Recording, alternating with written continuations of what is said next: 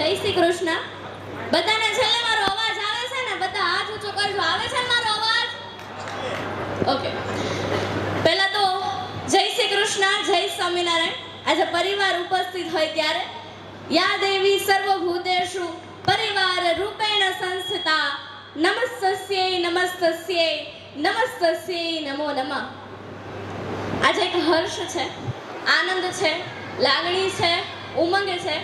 આજે જંગર ગામનું પ્રથમ સ્નેહ મિલન સમારોહના અંદર ઉપસ્થિત આદરણીય મહેમાનો, વડીલો, લબ્ધ પ્રતિષ્ઠિત મહાનુભાવો, દાતાશ્રીઓને, શિક્ષકોને, જંગર ગામની અને હાલ સુરતની રહેતી મોટિવેશનલ સ્પીકર ચારમી ગુણાના વંદન. પહેલા તો બધાએ છે ને શાંતિથી મને સાંભળવાની છે ને તો જ મજા આવશે. બધાએ પહેલા બે હાથ ઊંચા કરીને મારી સાથે જય ઘોષ બોલવાનો છે. બોલો સિયાવર રામચંદ્ર કી, કષ્ટભંજન દેવની, આય શ્રી ખોડિયાર માત કી, અપને અપને માત પિતા કી. કેમ છો બધા?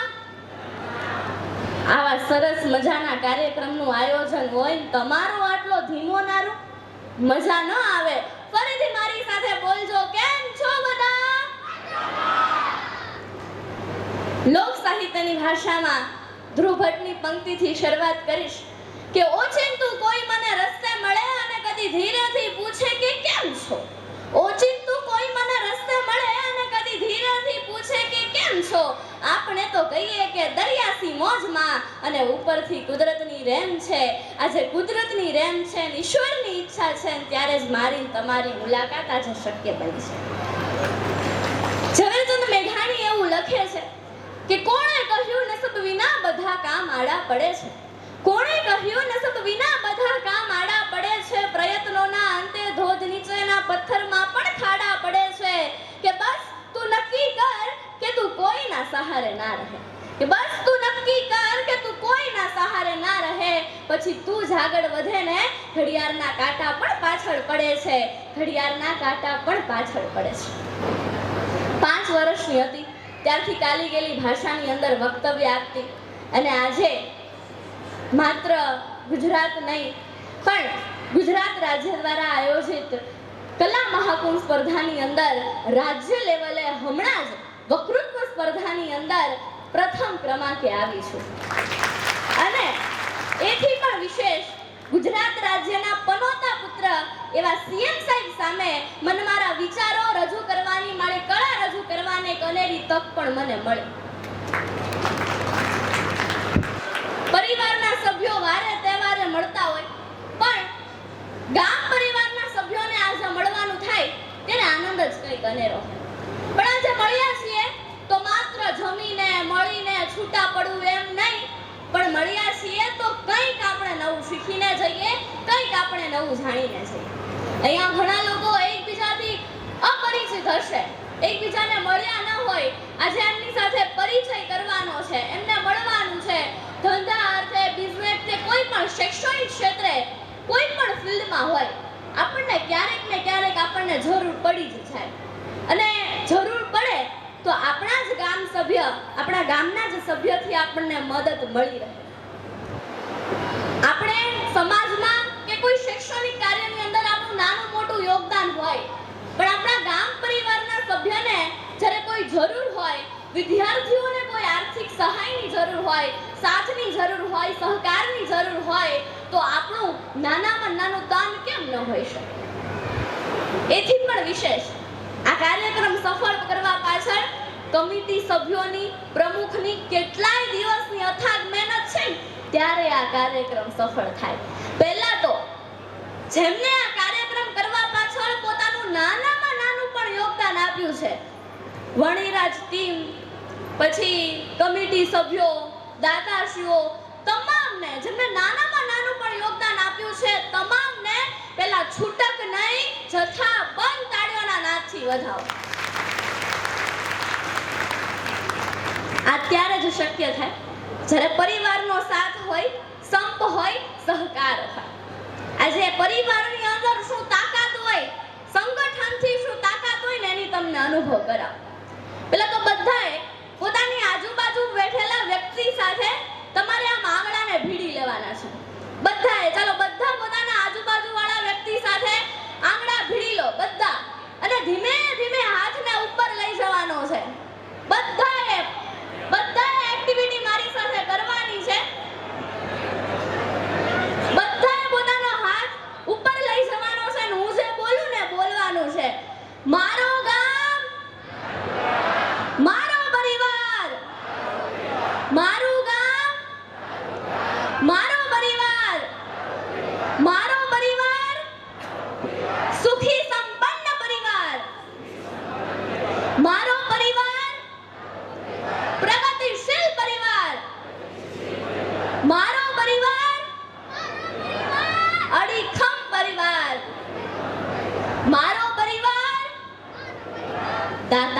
પરિવાર.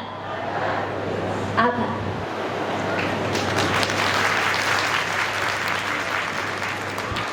હવે તો હું શું તમે છો. મારાથી જ્યાં સુધી બોલાય ત્યાં સુધી બોલવાનું છે, તમારાથી જ્યાં સુધી સંભળાય ત્યાં સુધી સાંભળવાનું છે. આપણા ગુજરાતીમાં એવી કહેવત હોય કે ભાડું પૂરેપૂરું વસૂલ કરવાનું હોય. તમારો હોકારો પડકારો થાય મને એવું લાગે કે દૂધ ધોણામાં ગયું. બાકી તો એવું થાય કે હું મારી વાતને અહીંથી પૂરી કરું અને બાજુવાળા ભાઈને એવું પૂછે એ પેલી ચારમી શું કહીને ગઈ હતી. આ તો એવું થાય કે આખી રામાયણ જોઈ લઈએ અને પછી એમ પૂછીએ કે માં રામ કોણ હતા, એટલે તમે સમજી જાઓ. આ મંચ પરથી હું મારા વિચારોને રજૂ કરીશ જે મેં પુસ્તકોમાંથી વાંચ્યું છે. ઉંમર અને અનુભવના આધારે વિચારો રજૂ કરીશ.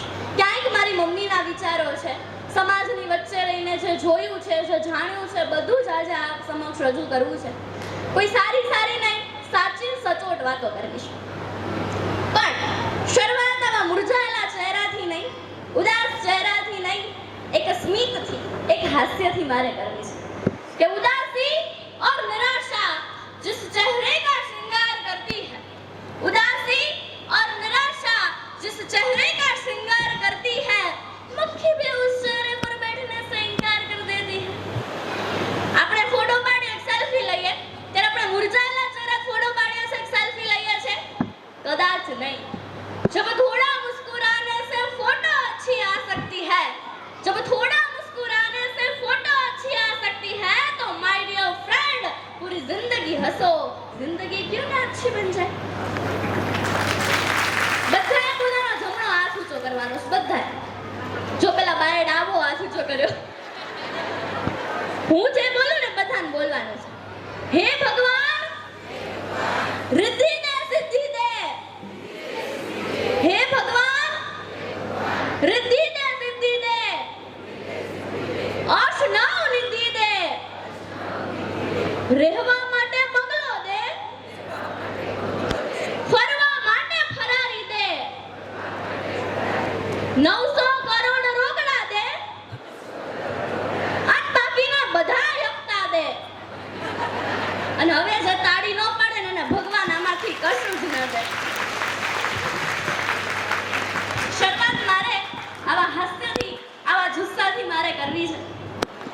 એક મોટી ઉંમરના માજી રાત્રે એવું સપનું આવે કે એમના પેટમાં સાપ ઘૂસી જાય. ધ્યાનથી સાંભળજો. એક મોટી ઉંમરના માજીને રાત્રે એવું સપનું આવે કે એમના પેટમાં સાપ ઘૂસી જાય.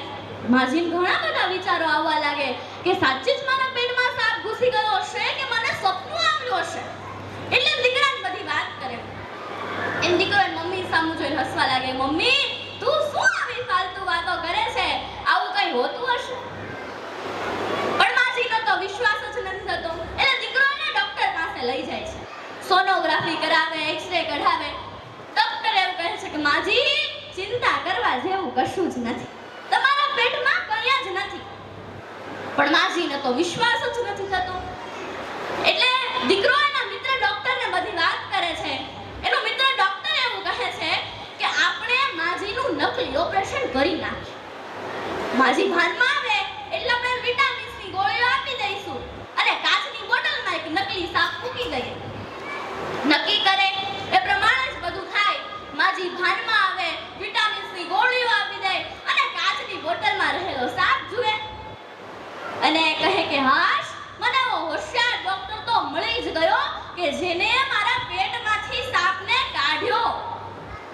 હવે બને છે એવું કે રાત્રે દીકરાનો દીકરો એને ટિફિન દેવા માટે આવે છે અને કાચની બોટલમાં રહેલો સાપ જુએ અને બાને એવું કહે છે કે બા, મેં તો એવું સાંભળ્યું છે કે સાપના નાના નાના બચ્ચા પણ હોય છે. આ તો સાપ જ છે, સાપના બચ્ચા ક્યાં? માજીને ફરીથી પેટમાં હલનચલન થવાનું શરૂ થાય છે. જો મિત્રો આપણી સમસ્યા વાસ્તવિક હોય તો ડોક્ટર એનો ઈલાજ કરી શકે, પણ આપણે ક્યાંક એવા ભ્રમ સાથે જીવીએ છીએ, એવા ભ્રમમાં જ મરીએ છીએ. કેટલાક ભ્રમ તો એવા કે જેને જિંદગીભર દૂર નથી કરી શકાતા અને આપણે જિંદગીભર દુખી રહીએ છીએ. બીજો એવો ભ્રમ, પાન માવા ખાઈને, ગુટકા ખાઈને, દારૂ પીને આપણે વિચારે કે મને કશું જ નહીં થાય, પણ જે દિવસે થશે ને એ દિવસ આખા પરિવારને બરબાદ થતા વાર નહીં લાગે. વ્યસનની વાત આવી તો એક સત્ય ઘટના સમક્ષ રજૂ કરું કે ધોરણ 9 માં અભ્યાસ કરતી દીકરી કે જેને વ્યસનની ડ્રગ્સની લત લાગે, ઇન્જેક્શન વિના ચાલે નહીં, થોડા દિવસ તો એના મમ્મીના પર્સમાંથી પૈસા ચોરી કરીને ઇન્જેક્શન લાવે. એક દિવસ એની પાસે ઇન્જેક્શન ખરીદવાના પૈસા નથી હોતા અને મેડિકલ વાળા ભાઈ પાસે જાય છે અને કહે છે, ધ્યાનથી સાંભળજો, મેડિકલ વાળા ભાઈ પાસે જાય છે અને કહે છે, આ રહ્યું મારું શરીર, તમારે જે કરવું હોય તે કરો, પણ મને ઇન્જેક્શન આપો. શું વીતે મા બાપ પર જ્યારે એને ખબર પડે કે મારો દીકરો કે મારી દીકરી એ ડ્રગ્સના રવાડે ચલી ગયા છે. એક સર્વે કરવામાં આવ્યો ત્યારે જાણવા મળ્યું કે ભારતની અંદર 7 મિલિયનથી વધુ લોકો ડ્રગ્સના વ્યસની બન્યા છે. આંખ બંધ કરીને બીડી સિગરેટ પીતી વખતે વિશ્વના સિકંદર હોવાની અનુભૂતિ કરનારે ક્યાં જાણે છે કે પોતે અઢી વેઢાની સિગરેટનો જ ગુલામ છે. બાજુવાળા તમારા ઘરની બહાર કચરો નાખે તો તમે એની સાથે ઝઘડો કરો છો, પણ રોજ તમારા પવિત્ર શરીરની અંદર પધરાવતા પાન, માવા, ગુટકા જ્યારે નાખો છો ત્યારે પોતાના મન સાથે ક્યારે ઝઘડો કર્યો ખરો? કદાચ નહીં. પરિવારવાળા સમજાવવા છતાં તમે એને છોડ્યા ખરા? મારા કહેવાથી કે તમારા સાંભળવાથી તમે વ્યસન નહીં મૂકો, પણ એક વખત પોતાના પરિવારની સામું જોઈને એવું વિચારજો કે હું ન હોઉં તો મારા પરિવારનું શું થાય અને તમે વ્યસનને છોડી દેજો. એથી પણ વિશેષ આગળ વાત કરું કે વર્ષો પહેલાની અંતરિયાળ ગામડાની વાત છે કે જે સમયની અંદર ટ્રેન પણ નહોતી, પ્લેન પણ નહોતા. શાકભાજી, થોડાક ફળ, ડ્રાયફ્રૂટ એટલે સફરજન, કાજુ, બદામ, પિસ્તા, આમના ખાલી માત્ર ને માત્ર નામ સાંભળ્યા હતા. ઘણા ખરા શાકભાજીઓના પણ સાસા હતા. એવા સમયે ગામના એક ભાઈ 6 મહિના સુધી શહેર રહીને પાછા આવ્યા અને પોતાના ભાઈબંધો સાથે શહેરોની વાતો કરવામાં લાગી જાય છે. તેની પત્ની એક મોટી થાળીની અંદર કોબીજના પાંદડા લઈને નીકળે છે. કોબીજના પાંદડા જોઈને પતિ એવું પૂછે છે કે આ કોબીજના પાંદડા લઈને ક્યાં જાય છે? ત્યારે પત્ની એવું કહે છે, ધ્યાનથી સાંભળજો, પત્ની એવું કહે છે કે આ શહેરવાળા તમને છેતરી ગયા. આની અંદર ગોઠલું કે શાક બને એવું કશું નીકળ્યું જ નહીં, એટલે એને ફેંકવા માટે જાવ છો. પતિ કે ડોબી, આનું જ શાક બનાવવાનું હોય. મારી વાતને હસજો જરૂર, પણ મારી વાતને હસી ન કાઢતા, કારણ કે આપણે ઘરે જઈને મોબાઈલ, ટીવી ને સુવા સિવાય કશું આપણે કરવાના પણ નથી. આપણી જિંદગીમાં પણ કંઈક આવું જ છે કે આપણે એક પછી એક પડ ઉખાડતા જઈએ અને સુખ નામનું ગોઠલું શોધવામાં આપણે મથિયા કરતા હોઈએ, પણ અંદર કશું હોતું જ નથી. આપણે એવું વિચારે કે અત્યારે મહેનત કરી લઉં ને પછી સુખ છે ને, પણ જિંદગી મળી છે તો પ્રેમથી એને માણી લઈએ, પ્રેમથી એને જીવી લઈએ. ક્યાં ખબર હતી કે પરિવાર સાથે સમય વિતાવવા માટે, ફરવા માટે કાશ્મીર જશે અને પહેલગામમાં આતંકી હુમલો થશે. પોતાના પરિવારને મળવા, પોતાની પત્નીને, પોતાની દીકરીને મળવાની ઝંખના ઘડી બે ઘડી કાળમાં ફેરવાઈ જશે. ન પાસપોર્ટ કામ આવ્યો, ન આધાર કાર્ડ કામ આવ્યું, ન પાન કાર્ડ કામ આવ્યું, ન કોઈની ઓળખાણ કામ આવી કે ન કોઈની લાગવગ. માત્ર છેલ્લામાં છેલ્લી ઓળખ એ માત્ર ને માત્ર ડીએનએ થી જ થઈ. એટલે હું હંમેશા કહું છું કે જિંદગી કેટલી છે કોને ખબર? જિંદગી કેટલી છે કોને ખબર?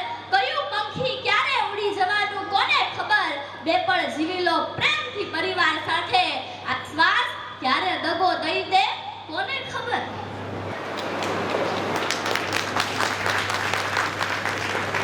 ટ્રેનમાં કે બસમાં મુસાફરી કરો, લાંબી મુસાફરી હોય, તમારી સામે કોઈ અજાણ્યો વ્યક્તિ બેસે, તમે એની સાથે 2 કલાક સુધી વાતચીત ન કરો, પણ ધીમે ધીમે તમે એમની સાથે વાતચીત કરવાનું શરૂ કરો. તમારા જીવનની તમામ અંગત વાતો તમે એમને શેર કરો છો, પણ જ્યારે આ મુસાફરી બાદ તમે છૂટા પડો છો ત્યારે વ્યક્તિનો તમારા પર ક્યારેય ફોન આવે છે ખરો? કદાચ નહીં. કહેવાનો તાત્પર્ય મારો એટલો જ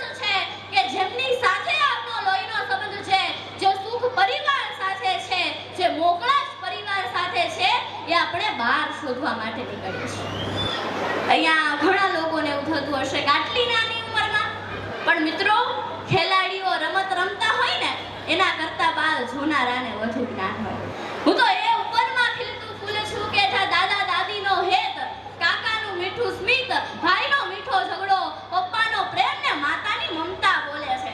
આ માળાના સંસ્કારમાં ઘડાતી સમજણ રૂપી શબ્દો મને શીખવે છે। સફળ વ્યક્તિત્વ વિશે વાત કરું, રતન ટાટા છે। રતન ટાટાજી એવું કહેતા કે જીવનમાં પોતાના સપનાને પૂર્ણ કરવા માટે દ્રઢ સંકલ્પ કરવો પડે, સંજોગો સામે લડવાની શક્તિ અને સહન શક્તિ પણ હોવી જોઈએ। જો તમે ખાલી મીઠું ખાઓ તો તમને ખારું લાગશે, પણ જો તમે ખારાશનો અનુભવ કર્યો જ નથી તો તમને મીઠાવાળું શાક પણ નહીં ભાવે।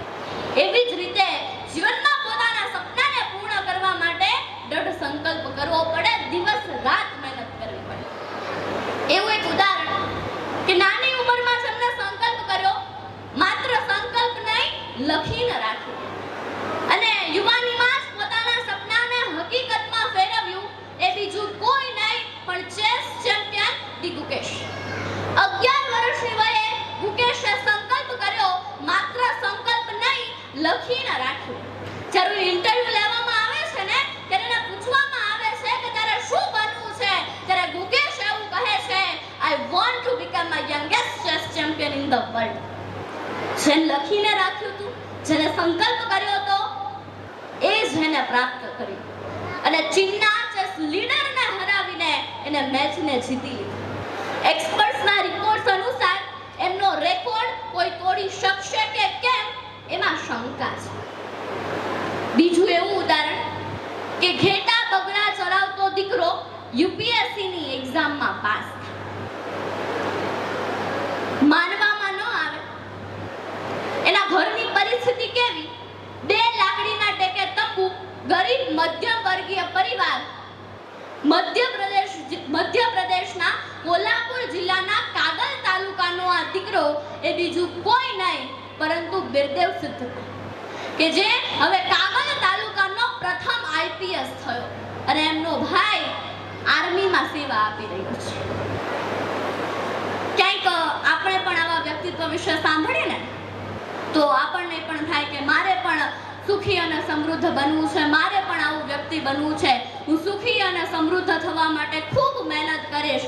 અને પછી આપણે એક ટાઈમ ટેબલ બનાવી 15 દિવસ, આપણે 5-15 દિવસ આપણે એને ફોલો કરીએ અને પછી જેવા હતા ને એવા। પણ મારો સવાલ હવે વિદ્યાર્થીઓને છે કે આપણી પાસે સરસ મજાની વાંચવાની વ્યવસ્થા છે, અલગ રૂમ છે, એસી છે, પંખો છે, બધું જ છે, પરીક્ષા પણ કેટલી સહેલી છે અને તોય કેટલા મસ્ત બહાના છે। વેકેશન ગયું પણ આ વેકેશનની અંદર આપણે કંઈક નવું શીખ્યા ખરા? કદાચ નહીં। આ ઉંમર છે કંઈક નવું કરી બતાવવાની। મમ્મી પપ્પાને નાના મોટા કામની અંદર મદદ કરો, કોઈ પણ કામ નાનું નથી હોતું, પણ મહેનતથી કમાયેલી નાનામાં નાની મૂડી પણ આપણને કેટલો આનંદ અપાવે। કરી શકે કોઈ બીજા તો તું કેમ નહીં? કરી શકે કોઈ બીજા તો તું કેમ નહીં? પહોંચી શકે કોઈ ત્યાં સુધી તો તું કેમ નહીં? આજે ઈચ્છા જગાવ મનમાં અને કર તું મહેનત। બધા કરી શકે તો તું કેમ નહીં? બધા કરી શકે તો તું કેમ નહીં? પાણીની એક બોટલ લો કેટલા રૂપિયાની મળે? અહીંયા તો મને એવું લાગે કે હું એકલી જ બોલું છું ને એકલી જ સાંભળું છું। 10 રૂપિયાની। પાણીની એક બોટલ લો કેટલા રૂપિયાની મળે? 10 રૂપિયાની। એ જ બોટલ એમેઝોન પર મળે 18 રૂપિયાની। કેટલા રૂપિયાની? જોરથી બોલો તો મને લાગે કે મારું જીવ કરતા। કેટલા રૂપિયાની મળે? 18 રૂપિયાની। એ જ બોટલ સુપરમાર્કેટમાં મળે 20 રૂપિયાની, 5 સ્ટાર હોટલમાં મળે 50 રૂપિયાની। એ જ બોટલ એરપોર્ટ પર મળે 70 થી 100 રૂપિયાની। અહીંયા વડીલો બેઠા હોય તેવું કહેતા હશે, ત્યાં જઈને શું કામ ખરીદું, ઘરે જ ભરીને જ ન જાવ। પણ કહેવાનો તાત્પર્ય મારો એટલો છે કે બોટલ અને બ્રાન્ડ એક જ છે, પણ કિંમત છે એ કઈ જગ્યાએ છે? જ્યાં આપણી કિંમત ઓછી અંકાય એ જગ્યા આપણે સમયસર છોડી દેવી જોઈએ, એમાં જ આપણી ભલાઈ છે। આપણે આપણી કદર કરે એવા યોગ્ય મિત્રોની સંગત કરો। હું હંમેશા કહું છું કે ઉઠો, पढ़ो, खुद को आगे बढ़ाओ, क्योंकि कल तुम्हारा रिजल्ट आएगा ना तो दुनिया यही देखेगी कि तुमने क्या किया। देशની દીકરી સુનીતા વિલિયમ્સ માત્ર ને માત્ર 8 દિવસ માટે અવકાશમાં ગયા હતા। એમની આ પૃથ્વી પર આવવાની કોઈ અપેક્ષા પણ નહોતી, પણ આ દિવસની અંદર એને સાબિત કરી બતાવ્યું કે આપણી સામે આવનારી આપણી મુશ્કેલીઓ આપણને રોકવા માટેનું વિઘ્ન નથી, પણ આપણને મજબૂત બનાવવાની એક તક છે। Success is never achieved by size of brain, it was achieved by size of hole. આપણામાં કેવી કહેવત છે કે મન હોય ને તો માળવે જવાય। અબ્રાહમ લિંકન નામ તો તમે સાંભળ્યું હશે। ગરીબ પરિવારમાં એમનો જન્મ, નાની ઉંમરમાં એમની માતાનું અવસાન થયું, સાવકી માની મદદથી એને પોતાનું ભણતર પૂરું કર્યું, નોકરી કરી એમાં નિષ્ફળ ગયા, ચૂંટણી લડ્યા એમાં પણ નિષ્ફળ ગયા। ગમે તેવો વ્યક્તિ હોય ને એ હિંમત હારી જાય, પણ અબ્રાહમ લિંકન એ દ્રઢ નિશ્ચયી હતા। સફળતાના ઉચ્ચ શિખર પણ એમને પહોંચવું હતું અને 51 વર્ષની ઉંમરે અમેરિકાના પ્રેસિડેન્ટ બન્યા। એમનો દ્રઢ વિશ્વાસ અને હિંમત હતી ને ત્યારે જ આજે સફળતાના ઉચ્ચ શિખર પર આજે તેઓ બિરાજેલ છે।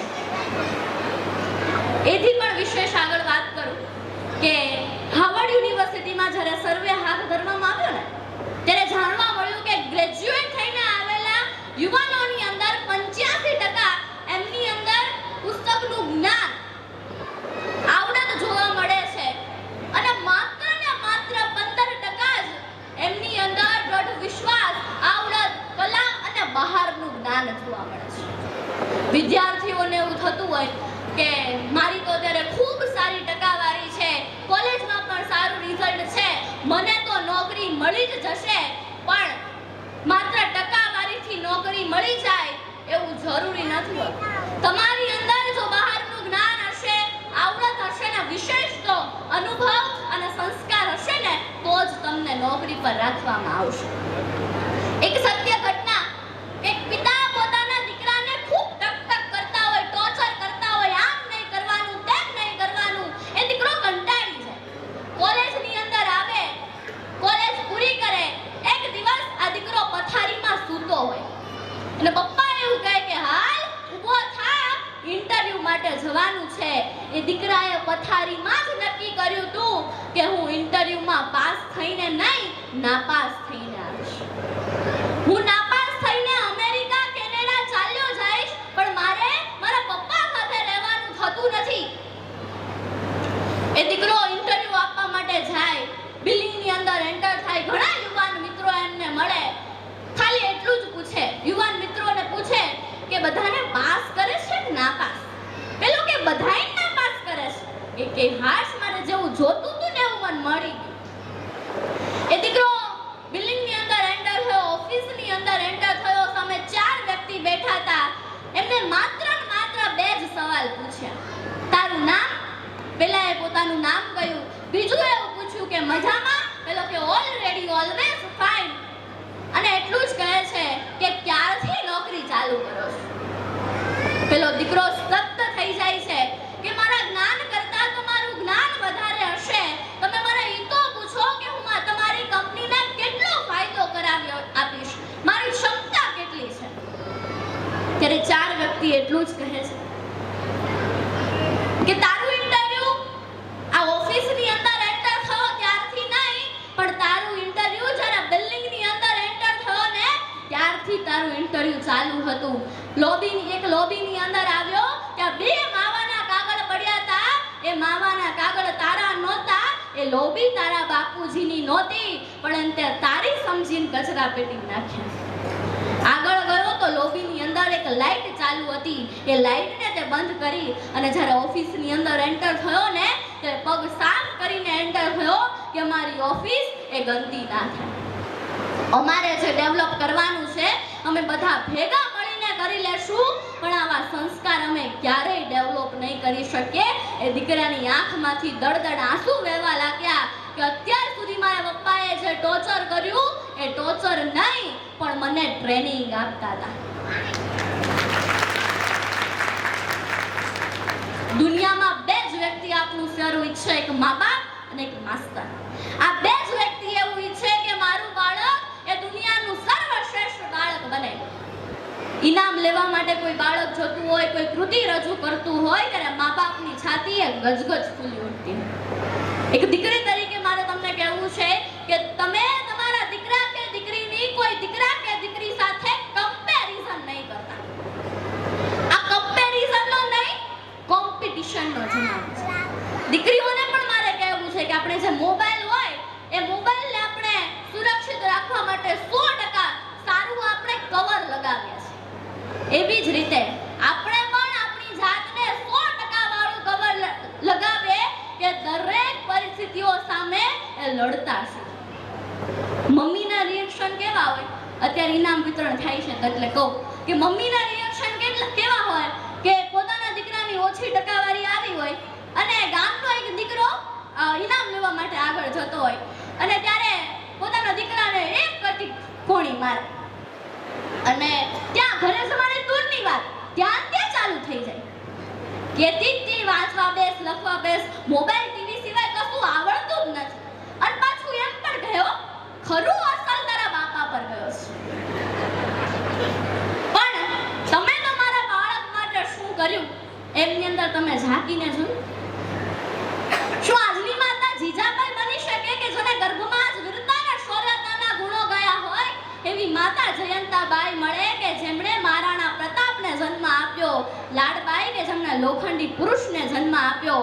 આજની મારી માતા એ જયંતાબાઈ, લાડબાઈ, જીજાબાઈ ન બને તો ચાલશે, પણ આજની મારી માતાઓ જીઓબાઈ બની ગઈ છે.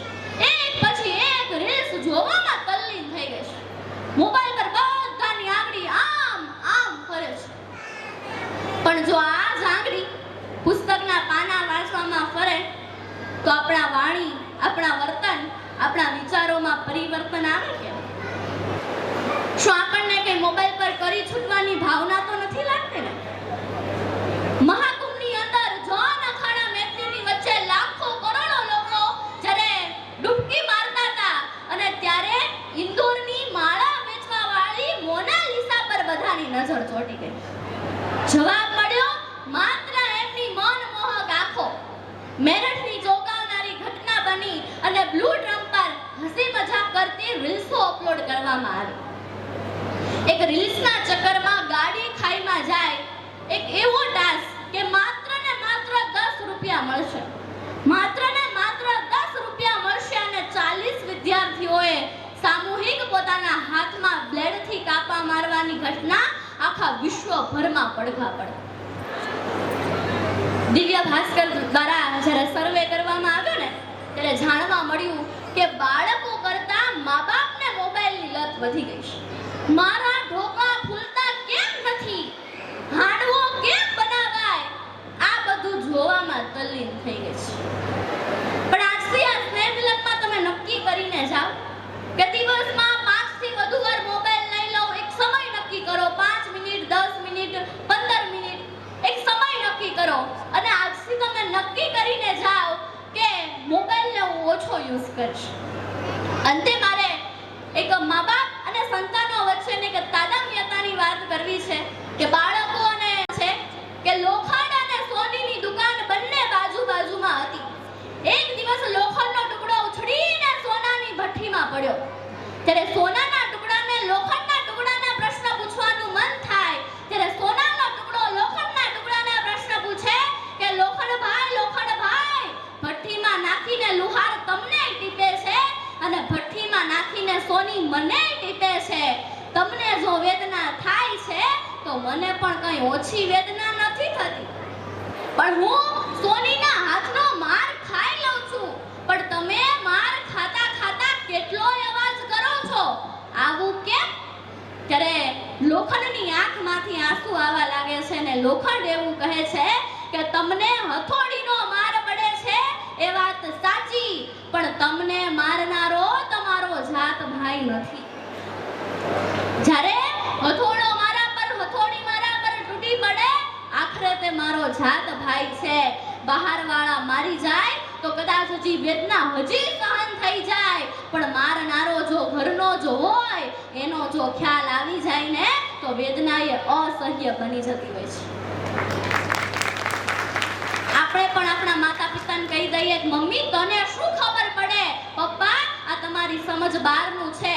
આપણે એમની અવગણના કરીએ, ઉપેક્ષા કરીએ છીએ ત્યારે એમના હૃદયમાં વેદનાની કેવી અગન ઝાડ પેદા થતી હશે. પોતાના સપનાને એક ખૂણામાં ધરબીને આપણા સપનાઓને પૂર્ણ કરવા માટે જે દિવસ રાત મહેનત કરે છે, એ પપ્પાના ઘસાઈ ગયેલા ચપ્પલના તળિયા અને શર્ટનો કોલર જોઈ લેવો, એમને આપણા પાછળ કેટલું બલિદાન આપ્યું છે ને એ સમજાઈ જશે. મિત્રો, પ્રેમ ક્યારે પોતે કરેલા ઉપકારનો ચોપડો રાખવાનું સમજ્યો જ નથી, તેથી એના પર કેવા ને કેટલા ઉપકારો થાય છે એ સમજી શકતો જ નથી. બીજ અંકુરણ ફૂટીને બહાર આવે તો માળીની માવજાત વિના એનું વૃક્ષ રૂપે ટકી રહેવું મુશ્કેલ છે. એવી જ રીતે બાળકના જન્મ પછી એનો યોગ્ય સાર સંભાળ વિના એમનું જીવન ટકાવવું પણ મુશ્કેલ છે. અંતે એટલું જ કહીશ કે મારી YouTube channel, Facebook page, Instagram ID ચારમી ગુણા પર મારી મમ્મી દરરોજ વિડીયો અપલોડ કરે છે. મારા વિચારોને, મારી વાતોને સાંભળતા રહેજો, માણતા રહેજો. અંતે રાત નહીં ખ્વાબ બદલતે हैं.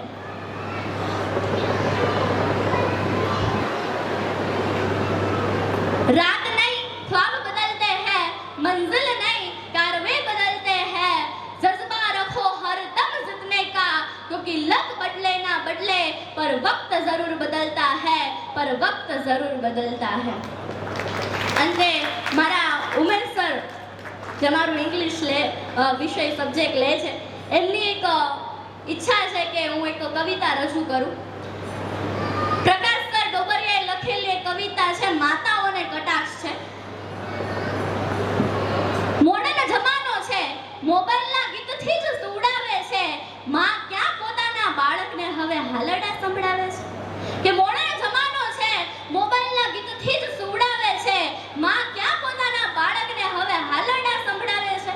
પાર્ટીમાં એકડો વારંવાર ઘૂંટવાની મજાનો અહેસાસ ક્યાંથી હોય? કે પાર્ટીમાં વારંવાર એકડો ઘૂંટવાની મજાનો અહેસાસ ક્યાંથી હોય? બાળ મંદિરથી જ બાળકને હવે સીધી પેન્સિલ જ પકડાવે છે. કે મોડર્ન જમાનો છે, મોબાઈલના ગીતથી જ સુવડાવે છે. માં ક્યાં પોતાના બાળકને હવે હાલરડા સંભળાવે છે? ચમચી વડે ખાઈને બાળક હવે સ્વચ્છતા રાખતા શીખી ગયું. ખોડામાં બેસાડીને ક્યાં હવે એને કોઈ કોળિયો ખવડાવે છે? કે માં ક્યાં પોતાના બાળકને હવે હાલરડા સંભળાવે છે? લોકો એવું કહે છે કે ટેકનોલોજીએ બાળપણ છીનવી લીધું. લોકો એવું કહે છે કે ટેકનોલોજીએ બાળપણ છીનવી લીધું, પણ શાંતિથી વિચાર કરજો, બાળકને આ યંત્રો કોણ અપાવે છે? મોડર્ન જમાનો છે, મોબાઈલના ગીતથી જ સુવડાવે છે. માં ક્યાં પોતાના બાળકને હવે હાલરડા સંભળાવે છે? આભાર. અંતે બધા બે હાથ ઊંચા કરીને મારી સાથે બોલજો, બોલો ભારત માતા કી, ભારત માતા કી, ભારત માતા કી. જય હિન્દ, જય ભારત, ભારત માતા કી જય. Thank you.